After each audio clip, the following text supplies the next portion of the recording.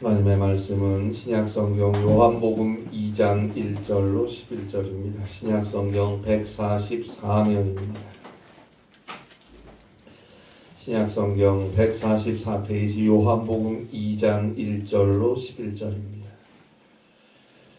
신약성경 144쪽에 있는 말씀입니다. 요한복음 2장 1절로 11절입니다.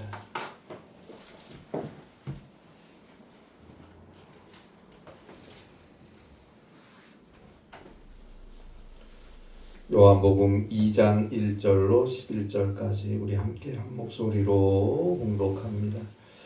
사흘째 되던 날 갈릴리 가나에 혼례가 있어 예수의 어머니도 거기 계시고 예수와 그 제자들도 혼례의 청함을 받았더니 포도주가 떨어진지라. 예수의 어머니가 예수에게 이르되 저들에게 포도주가 없다 하니 예수께서 이르시되 여자여 나와 무슨 상관이 있나이까? 내 때가 아직 이르지 아니하였나이다. 그의 어머니가 하인들에게 이르되 너희에게 무슨 말씀을 하시든지 그대로 하라 하니라. 거기에 유대인의 정결 예식을 따라 두세 통 드는 돌 항아리 6이 놓였는지라.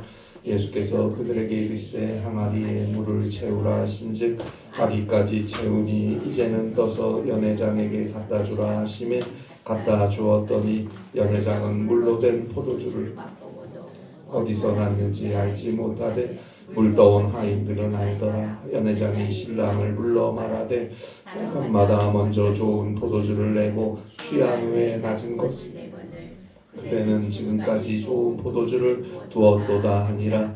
예수께서 이 첫 표적을 갈릴리 가나에서 행하여 그의 영광을 나타내심에 제자들이 그를 믿으니라. 아멘.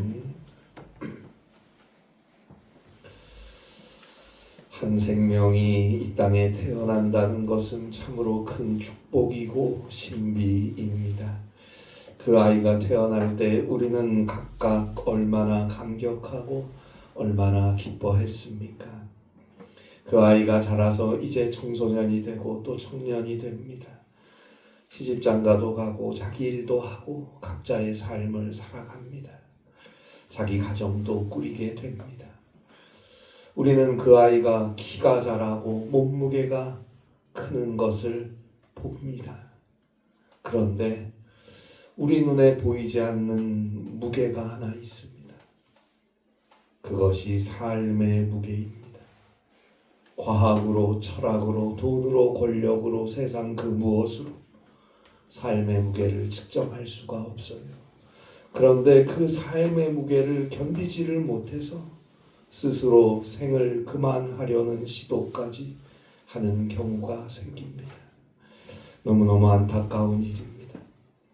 태어날 때 삶의 무게가 0이었을 그 아이가 어느새 너무너무 무거워져 버린 삶을 견디지를 못해서 그 무게를 감당하지를 못해서 그런 몹쓸 생각을 할 수밖에 없다는 것을 생각하면 가슴이 아픕니다. 키만 몸무게만 자라는 게 아니라는 것을 진작에 알았으면 얼마나 좋을까요? 사랑하는 여러분, 우리 속에 소리 없이 쌓여가는 삶의 무게를 알아주시고 지켜보고 계시는 예수님께 가지고 나아가야 합니다. 세상 그 누구도 그 무엇도 우리의 삶의 무게를 정확하게 측량할 수 없지만 예수님은 아십니다. 보고 계십니다. 12해를 혈루증을 앓던 여인의 삶의 무게를 주님은 아셨고 성전에서 18년 동안 귀신 들려 허리가 꼬부라진 채 살아야 했던 여인의 삶의 무게를 주님은 알아주셨고 뽕나무 위에 올라가서 예수님을 바라보아야 했던 삭개오의 삶의 무게를 주님은 알아주셨습니다. 가늠하다 현장에 붙잡혀 와서 쓰러져 있는 막달라 마리아의 삶의 무게를 주님은 아셨습니다. 예수님만은 알아주셨습니다. 그래서 그를 위로하시고 치료하시고 그의 손을 잡아주시고 용서하시고 일어서게 해주셨습니다. 그 예수님께 나아가는 길만이 세상 그 어떤 저울로도 잴 수 없는 삶의 무게를 벗어날 수 있는 유일한 길입니다. 마태복음 11장 28절입니다. 수고하고 무거운 짐진 자들아 다 내게로 오라. 내가 너희를 쉬게 하리라. 오직 그분만이 우리의 삶의 무거운 짐들을 맡아주시고 우리에게 참된 쉼을 허락하여 주실 것입니다. 우리를 죄와 사망에서까지 용서하시고 구원하신 예수님 아닙니까? 죄로 인해 죽을 수밖에 없는 우리를 용서하시고 구원하시기 위해서 하나님의 독생자 예수 그리스도께서 인간이 되어 이 땅에 오셔서 우리와 함께 우리를 위해 사셨고 마침내 우리의 모든 죄악을 대신 다 담당하시고 저 죄인의 참혹한 십자가에 죽으셨습니다. 하나님께서 그 예수를 죽은 자 가운데서 일어서게 하셨어요.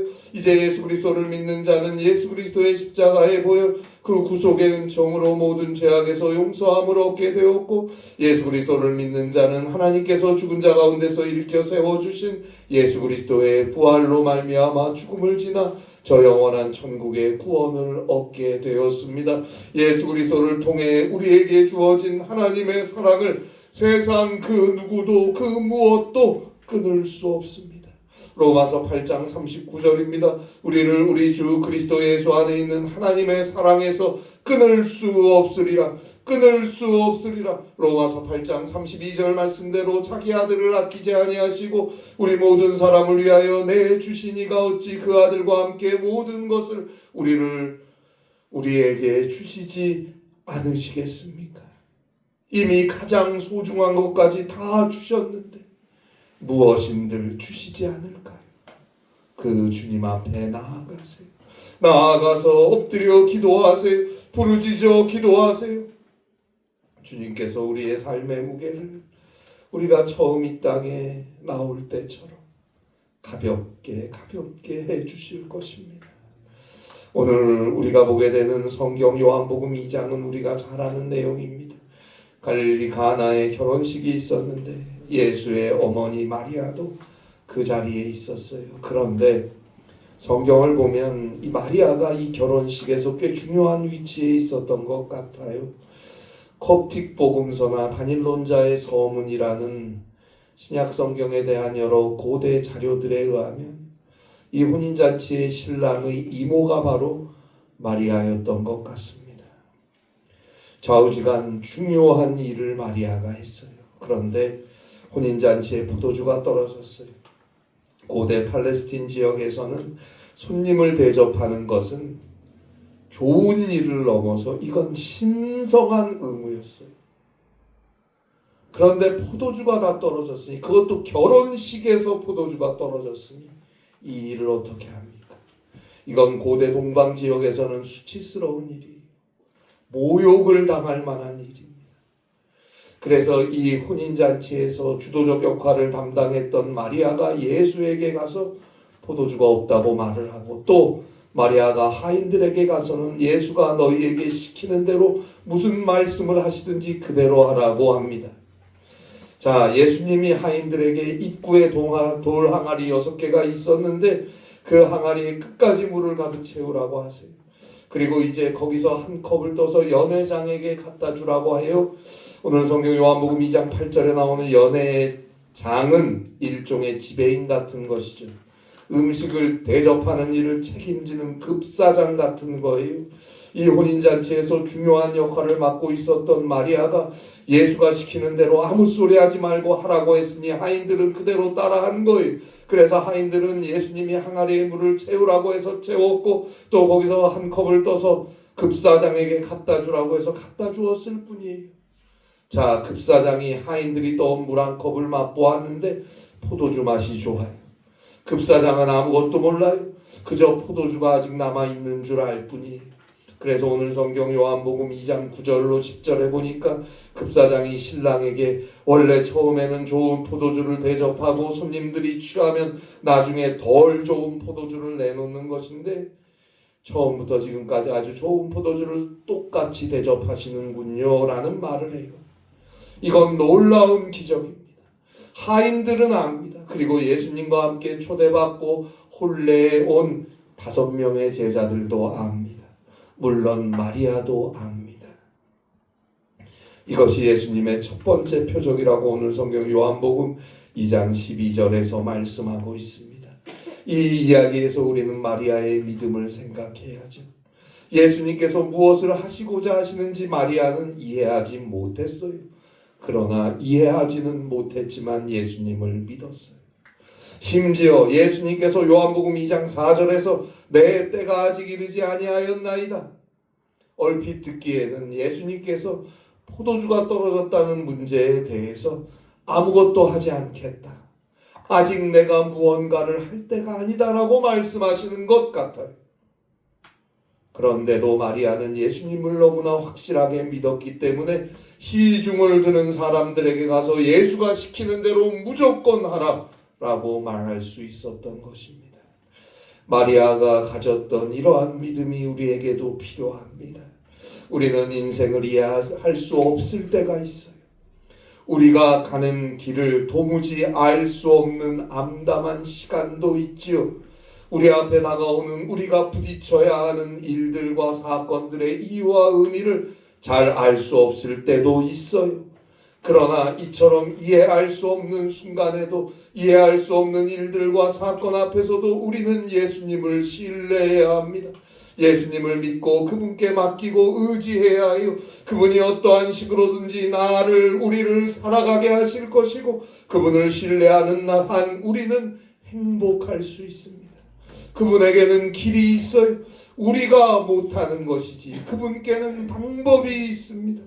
그 주님을 바라보며 언제라도 믿고 의지하고 기도하며 살아갈 수 있는 자, 그에게 행복이 있는 것입니다. 여러분, 모든 사람은 다 하나님의 꿈이며 계획이다라는 말이 있어요. 모든 사람은 다 하나님의 꿈이며 계획이다.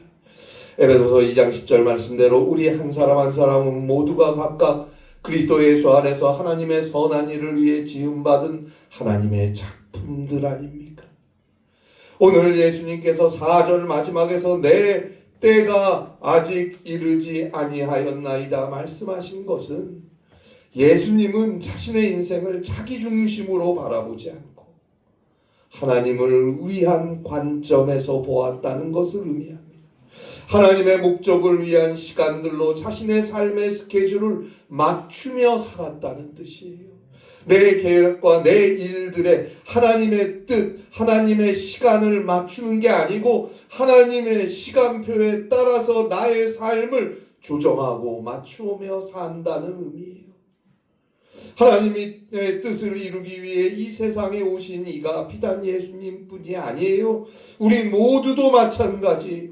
하나님께서 우리로 하여금 오늘 이곳에서 살아가게 하시는 그 이유와 그 목적을 생각하고 늘 기도하고 감사하며 주의 말씀에 귀 기울이는 삶을 살아가야 합니다. 자, 오늘 성경에서 돌로 된 물 항아리가 6개가 등장해요. 6절에 보듯이 유대인의 정결 예식에 따라 두세 통 드는 돌 항아리 6이 놓였는지라.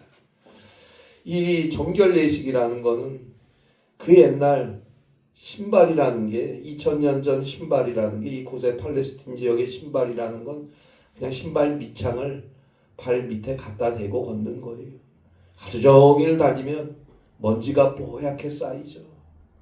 그러니까 어디를 들어올 때마다 발을 씻어야 돼요. 그리고 식사를 하기 전에 또 손을 씻어야 돼요. 그 정결 예식에 쓰려고 돌항아리 6을 갖다 놓은 거예요. 그런데 거기에다가 6절에 보니까 그 돌항아리가 있었는데 6개가 있었는데 한 항아리당 대략 가득 채우면 30갈론의 물을 담을 수 있다고요. 예수님이 아기까지 가득 채우라고 그랬으니까 한 갈론이 약 4리터 정도 된다고 하니까 30갈론이면 거의 120리터예요. 그 항아리가 6개니까 720리터가 되는 거예요. 이건 어마어마한 양이에요.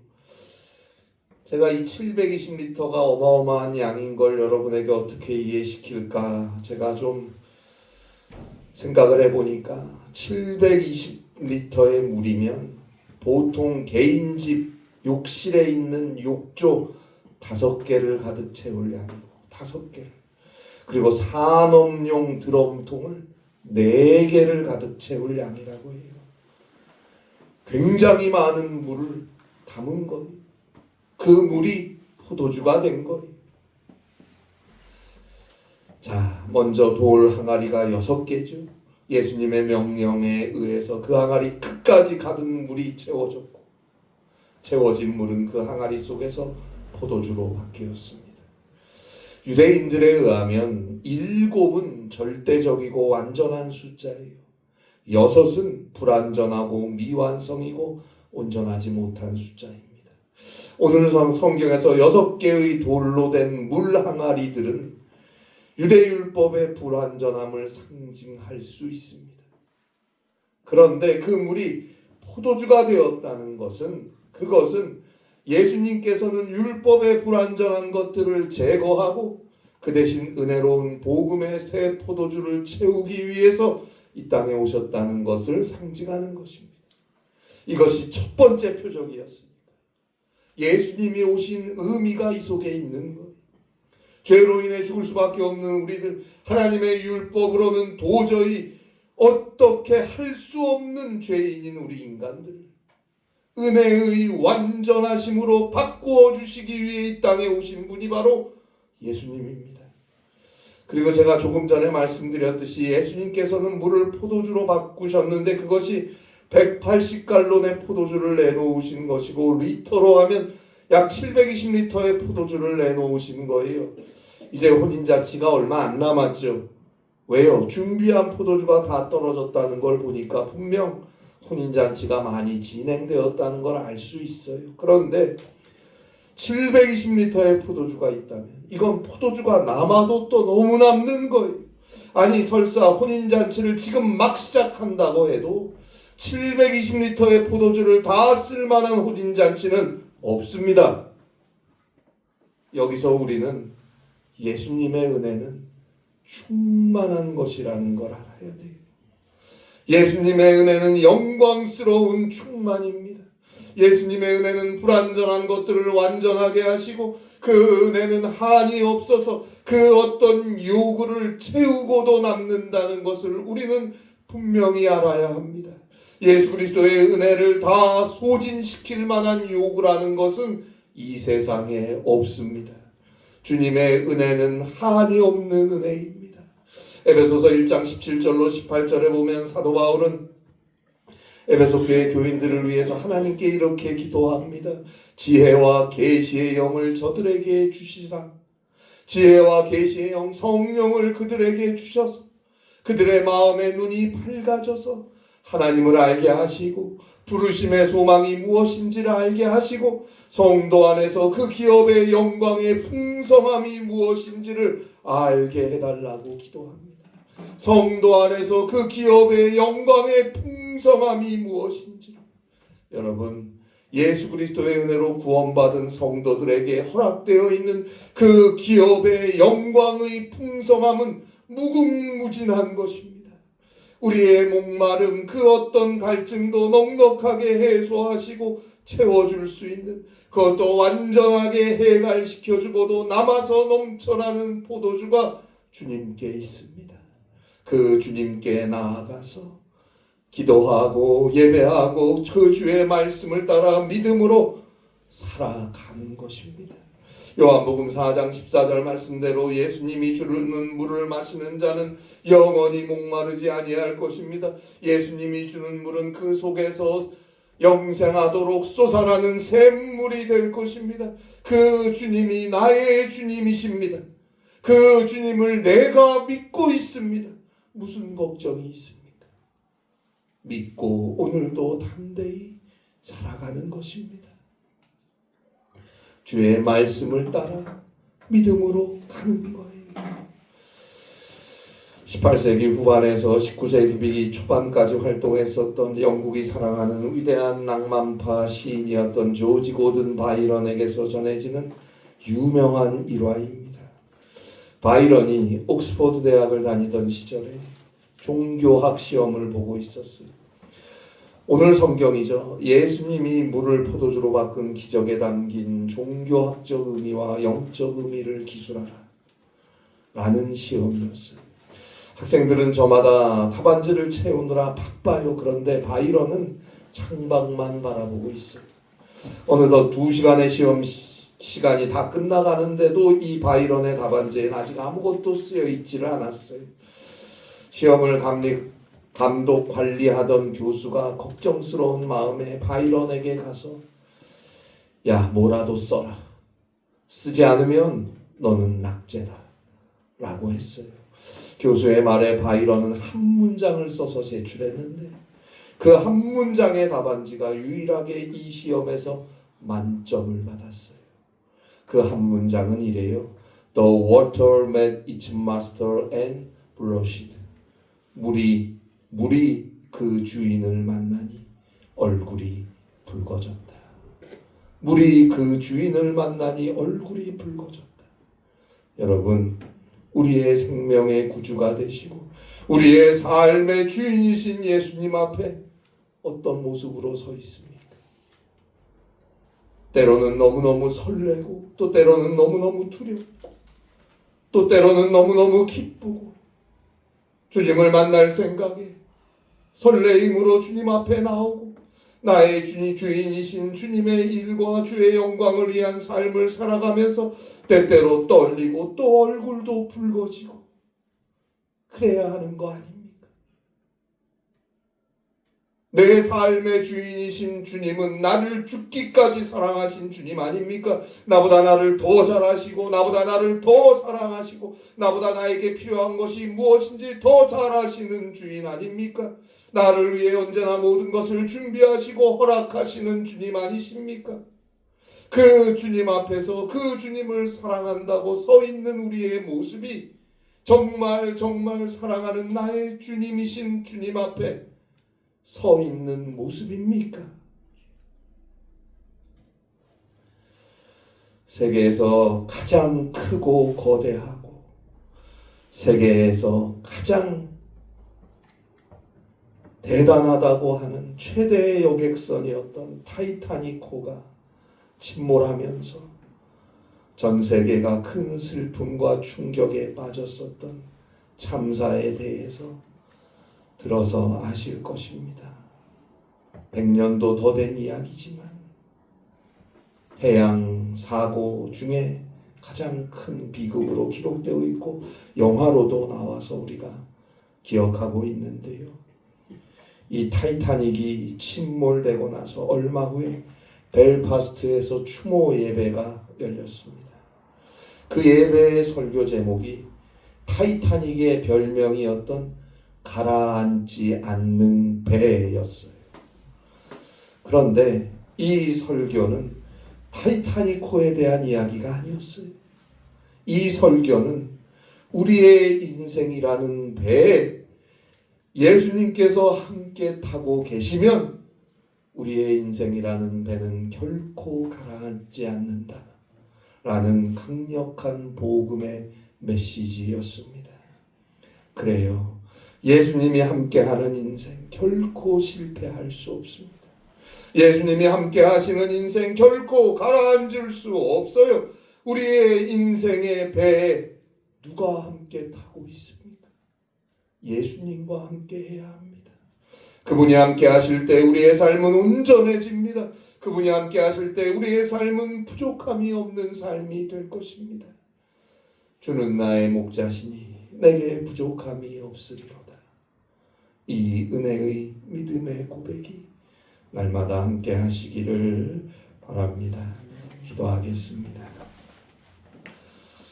하나님 아버지, 우리의 삶의 주인이시고 우리의 생명의 구주 되시는 주님을 오늘도 바라보고 믿고 의지하며 살아갈 수 있게 하심을 감사합니다. 그 주님을 믿음으로 험한 세상, 힘든 세상 이길 수 있도록 주여 함께하여 주시옵소서. 성령의 능력으로 우리를 도우시고 주의 손길로 우리의 길을 인도하시고 언제나 진실하게 사랑하는 주님 앞에 설 수 있는 우리 모두가 되게 하여 주시옵소서. 주님의 은혜를 나누어 갈 수 있는 우리 모두가 되게 하시고 우리를 사랑하셔서 구원하시는 그 주님의 손길을 자랑하고 증거할 수 있는 우리 모두의 삶이 되게 하옵소서. 예수님의 이름으로 기도합니다. 아멘.